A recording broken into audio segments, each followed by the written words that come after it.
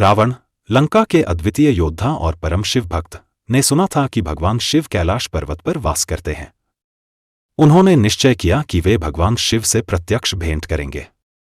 उनकी भक्ति में इतना बल था कि वे कैलाश की ओर चल पड़े। रावण का उद्देश्य केवल भगवान शिव को प्रसन्न करना नहीं, बल्कि उनसे अजेयता का वरदान प्राप्त करना था। रावण ने कैलाश पहुंचकर भगवान शिव के दर्शन की इच्छा प्रकट की, लेकिन भगवान शिव उस समय ध्यानमग्न थे। नंदी, जो कैलाश की रक्षा कर रहे थे, ने रावण को रोक दिया। नंदी ने कहा, भगवान शिव किसी से नहीं मिल सकते, वे ध्यान में लीन हैं। यह सुनकर रावण को क्रोध आया, लेकिन वह शांत रहे और अपनी भक्ति के माध्यम से भगवान शिव को प्रसन्न करने का निश्चय किया। रावण ने कैलाश पर्वत के पास ही अपनी तपस्या शुरू की। उन्होंने भगवान शिव की स्तुति में दिन रात व्यतीत करना शुरू कर दिया।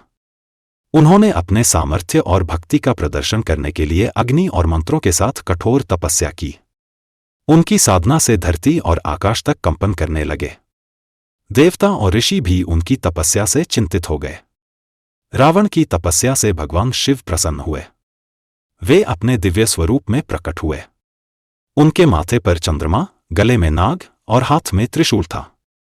उन्होंने रावण से कहा, तुम्हारी तपस्या ने मुझे प्रसन्न किया है, वरदान मांगो। रावण ने नम्रता से कहा, हे महादेव, मुझे आपकी कृपा का पात्र बनाइए और अपनी शक्ति का आशीर्वाद दीजिए। भगवान शिव ने रावण को एक विशेष शिवलिंग प्रदान किया।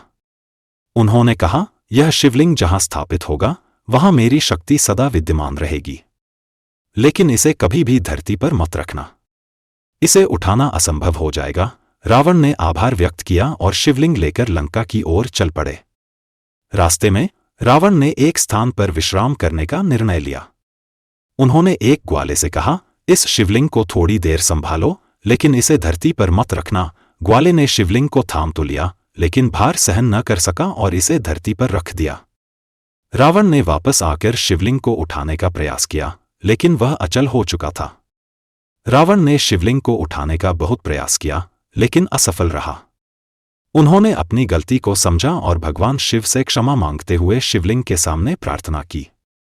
उन्होंने वचन दिया कि वह सदा भगवान शिव की भक्ति करेंगे। शिवलिंग को वहीं स्थापित कर दिया गया और वह स्थान आज बैजनाथ के रूप में प्रसिद्ध है। यह कहानी सिखाती है कि भक्ति और शक्ति का सही उपयोग करना चाहिए। भगवान शिव ने रावण को अहंकार से मुक्त किया और उन्हें सच्ची भक्ति का अर्थ सिखाया। यह कहानी भक्ति, विनम्रता और भगवान शिव की कृपा का प्रतीक है। यह हमें सिखाती है कि भगवान के प्रति सच्चा समर्पण ही जीवन का सबसे बड़ा धन है। हिंदू धर्म से जुड़ी कहानियों के लिए हमारे चैनल को लाइक करें, सब्सक्राइब करें और अपने परिवार और मित्रों को शेयर करें।